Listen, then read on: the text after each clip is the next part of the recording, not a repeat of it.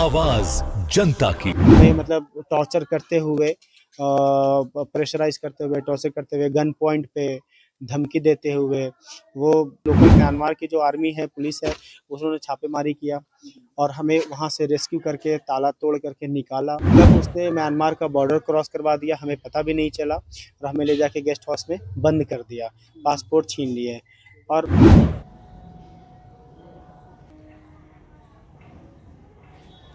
जो एक थाईलैंड में जॉब है, ठीक है, एमएनसी कंपनी है, तुमको वहाँ पे इंटरव्यू करवा देते हैं, तो वहाँ पे तुम्हारा सिलेक्शन हो सकता है, वहाँ पे रिक्वायरमेंट है। तो उसके बाद उसने बोला कि सीवी भेजो, सीवी मैंने भेजा। उसके बाद जो एक इंटरव्यू प्रोसीजर होता है, जो जैसे कंपनी में होता है, उसी तरीक़ा से उसने कंडक्ट किया। उसके बाद बोला सिलेक्शन हो गया है और उसके बाद बोला कि एक लास्ट राउंड होगा जो आपका वहीं वहीं पे होगा, थाईलैंड में आने के बाद होगा। मैंने कहा ठीक है, कंपनी थाईलैंड में है, कैसी कंपनी? बोला चाइनीज़ कंपनी है, ठीक है।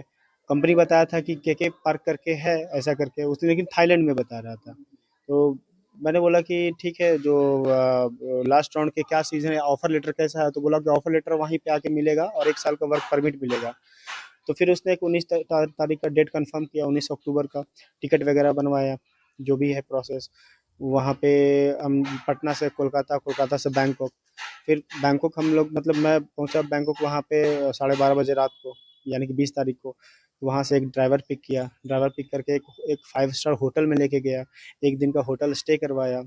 उसके बाद होटल में भी एक इंटरव्यू कंडक्ट करवाया। होटल में इंटरव्यू कंडक्ट करवाने के बाद उसने बोला कि ठीक है, एक दूसरा ड्राइवर आपको पिक करेगा, आपको कंपनी आना है, ठीक है, वहीं पे आपका जो भी ऑफ़र लेटर और जो आपका वर्क परमिट है, वहीं पे आपका प्रोसेस होगा। तो उसके बाद ड्राइवर आया दूसरा पिक करने के लिए, लेकिन वो ड्राइवर पिक किया और उसके बाद एक पहाड़ी से जंगल के रास्ते हमें मतलब टॉर्चर करते हुए, प्रेशराइज करते हुए, टॉर्चर करते हुए, गन पॉइंट पे धमकी देते हुए, वो गाड़ी पे गाड़ी चेंज करते हुए एक पहाड़ी के रास्ते, जंगल के रास्ते वो कंटिन्यू लेकर जा रहा है हमें।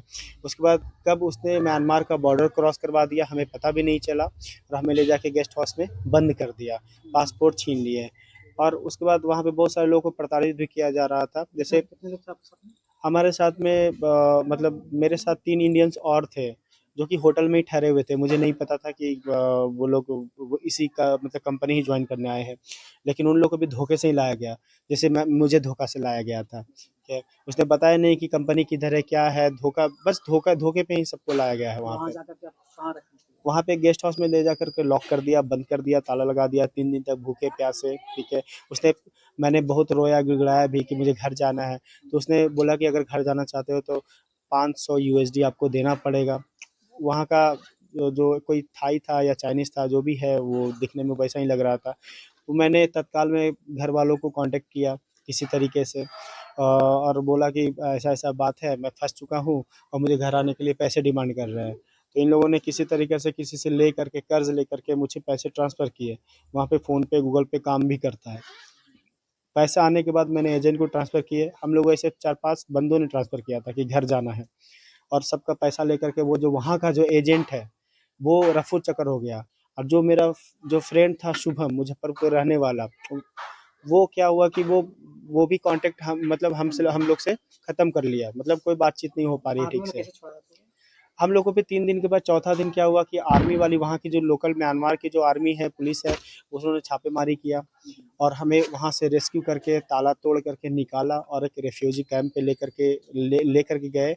और वहाँ पे हमें 26-27 तारीख को उसने उसने वहाँ पे छापेमारी किया था, गेस्ट हाउस से हमें लेकर के गए और तब से लेकर के 17 नवंबर तक हम लोग उसी रेफ्यूजी कैंप में रहे। वहाँ पे उन लोगों ने इमिग्रेशन प्रोसेस किया। पहले से और कई लोगों को छुड़ा, और भी बहुत सारे लोग थे छुड़ा करके वहाँ पे, बहुत सारे इंडियंस भी थे, डिफरेंट डिफरेंट कंट्रीज़ के थे, टोटल 600 से ऊपर लोग थे। क्या मंशा रही होगी उन लोगों को? उन लोगों का काम यही है कि वो लोग मानव तस्करी का काम करते हैं, बंदों को बुला करके। वो कंपनी, हज़ारों कंपनियाँ वहाँ पे, सुना है मैंने कि हज़ारों कंपनियाँ, मैंने तो कंपनी भी नहीं देखी। कंपनी कैसा है, क्या है, कुछ भी पता नहीं है।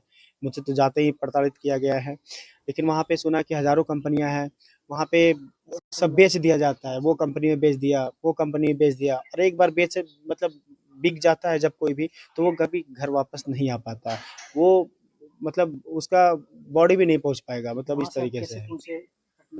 वहाँ से उन लोगों ने इमिग्रेशन, जो वहाँ के म्यांमार की जो पुलिस है वहाँ पे इमिग्रेशन प्रोसेस करवाया, हमारा डेटा भेजा इंडियन एम्बेसीज को। उसके बाद हमारी जो भारत गवर्नमेंट मतलब इंडियन गवर्नमेंट है, उन लोगों ने प्रोसेस वगैरह अपना स्टार्ट किया वहाँ से बंदों को एयरलिफ्ट करने के लिए। तो 18 तारीख को एक डेट फिक्स हुई हम लोग को वहाँ से ले जाने का। तो इसके लिए किनको धन्यवाद देंगे आप? हम अपने इंडियन गवर्नमेंट को धन्यवाद देंगे और बहुत उनसे उन्हें बहुत ज़्यादा धन्यवाद बोलेंगे, इसलिए क्योंकि हमें एक सुरक्षित तरीके से अपने हम लोग को वहाँ से निकाल करके इंडिया वापस लाया, हम अपना स्वदेश हम लोग वापस लौटे। और एक अब मतलब सच में भारतीय होने पे सबको गर्व होना चाहिए, और भारत की क्या एक अहमियत है वो हमें और भी ज़्यादा एक अटूट पता चलता है कि क्या हमारा इंडिया है, और इंडिया इज़ द ग्रेट। क्योंकि बाहर में कुछ नहीं है। मैं भी यही बोलता हूँ कि बाहर जाना भी एक अच्छी बात नहीं है। जाने के बाद एक और सीख मिली कि ये फॉरेन कंट्री के चक्कर में भी ज़्यादा नहीं रहना चाहिए, क्योंकि वहाँ पे कुछ भी हो सकता है। अगर आप एक प्रॉपर अगर आप बड़े अच्छे से वेरीफाई कर लीजिए कि कंपनी क्या है, कैसी है, तभी जाने का सोचिए, वरना मत जाइए।